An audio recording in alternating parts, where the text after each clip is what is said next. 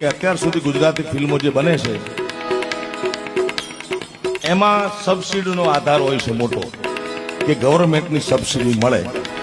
સરકાર બહુ સારી સહાય કરે છે, રાજ્ય સરકાર હોય કે કેન્દ્ર સરકાર 20%, 30%, 40% બહુ સારું હોય તો 60-70% સબસિડી આપે. એ હેતુથી ગુજરાતી ફિલ્મો બનાવવામાં આવે છે એવું મને વિદ્વાનો કહેતા હતા, જગદીશભાઈ, ફિલ્મના માણસો કહેતા હતા. પણ આ ફિલ્મમાં લખેલું છે લાલો અને લખ્યું છે કૃષ્ણ સદા સહાય દે. બહુ સામાન્ય પરિસ્થિતિના માણસોએ અંકિત સખિયા કરીને છે. જામનગર, કોઈ જામનગરનો છે, કોઈ જુનાગઢનો, અને એ રેકોર્ડિંગમાં મારી પાસે આયા ગવડાવવા માટે. ત્યારે એ વાત કરતા હતા કે અમે માંડ મરણ મૂડી ભેગી કરીને બનાવ્યું છે.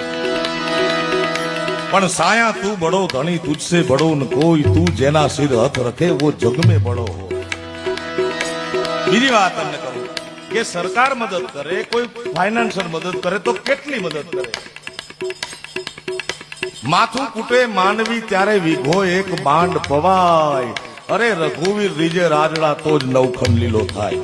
ગુજરાતી ફિલ્મના ઇતિહાસમાં 50 કરોડ રૂપિયા જેટલો એ ફિલ્મે ધંધો કરે છે, વ્યવસાય કરે. એ વાતને તાળીના ગડગડાથી વધાવો.